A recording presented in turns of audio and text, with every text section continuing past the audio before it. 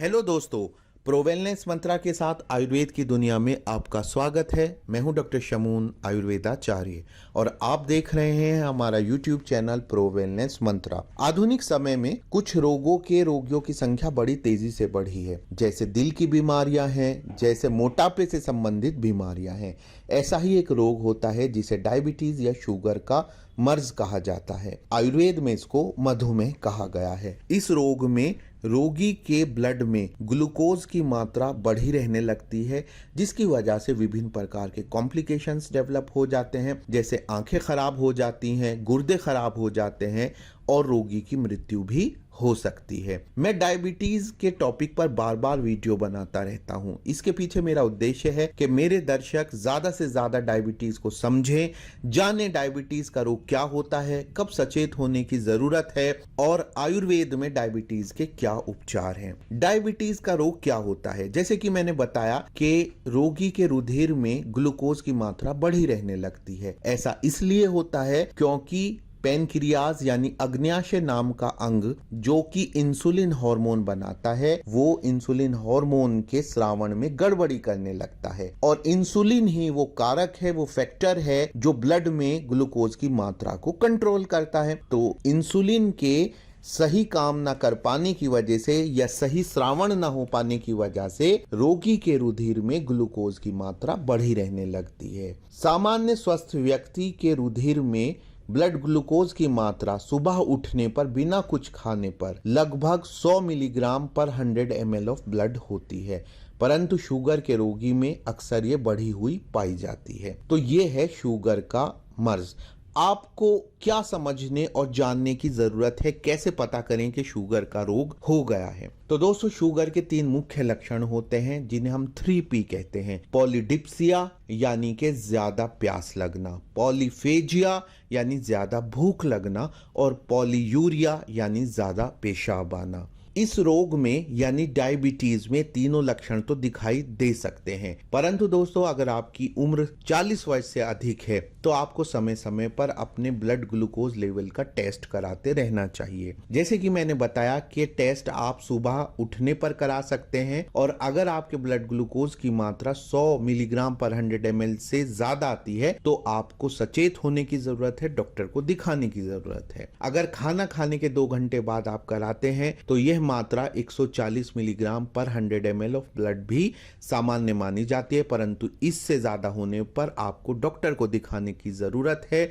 सचेत होने की जरूरत है। इसके अलावा एक टेस्ट होता है जिसको हम HbA1 टेस्ट कहते हैं। इस टेस्ट में यह किया जाता है कि 4 महीने के ब्लड का औसत ग्लूकोज लेवल नापा जाता है, जिससे हमें पता लग जाता है कि रोगी के रुधिर में 4 महीने के दौरान ग्लूकोज की मात्रा कैसी रही। ये टेस्ट भी काफी अच्छा माना जाता है। तो दोस्तों, इस तरह से आप जान सकते हैं कि आपको शुगर नाम का मर्ज हुआ है या नहीं हुआ है। अगर आपको शुगर का मर्ज हो गया है तो सबसे पहले डॉक्टर आपको आपके लाइफ स्टाइल के जरिए से उसे कंट्रोल करने की सलाह देता है, यानी आप अपना वजन कम कर सकते हैं और साथ ही खाने में पीने में शुगर की मात्रा, चीनी की मात्रा कम करने की सलाह दी जाती है। इसके बाद अगर कंट्रोल ना हो तो कुछ दवाइयां हैं जो आपका डॉक्टर आपको सजेस्ट कर सकता है। आयुर्वेद की बात करूं तो आयुर्वेद में बहुत सारी ऐसी जड़ी बूटियां हैं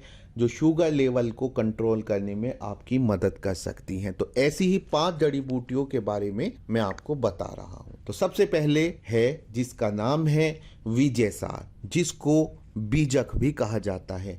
इसके तने की लकड़ी का क्वाथ शुगर के लेवल को कंट्रोल करने में बहुत मदद करता है। इसके क्वाथ की मात्रा 50 से 100 ml मानी गई है। दूसरे नंबर पे आता है करेला। करेले के बारे में आपको सावधानी रखने की जरूरत है, क्योंकि करेला अगर जरूरत से ज्यादा इस्तेमाल किया जाता है तो वो नुकसान दे सकता है। करेले का अर्क यानी स्वरस यूज किया जाता है और इसकी मात्रा 10 से 20 ml निर्धारित की गई है। अगर करेले के ज्यादा इस्तेमाल से कोई प्रॉब्लम हो जाती है तो रोगी को चावल और घी दिया जाता है। तीसरी जड़ी बूटी है जिसको हिंदी में हम सप्तरंगी कहते हैं और आयुर्वेद में सप्त चक्रा नाम से पुकारा गया है।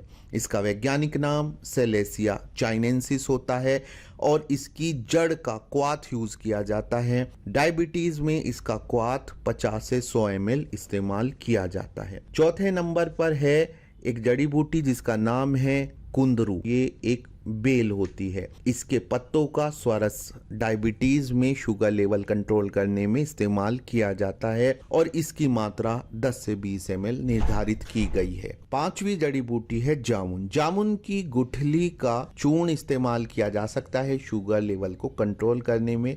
1 से 3 ग्राम आप इसका चूर्ण प्रयोग कर सकते हैं। दोस्तों, ये सारी औषधियां आप जो दवाइयां इस्तेमाल कर रहे हैं उनके साथ भी इस्तेमाल कर सकते हैं ताकि आपका शुगर लेवल बेहतर तरीके से कंट्रोल हो सके।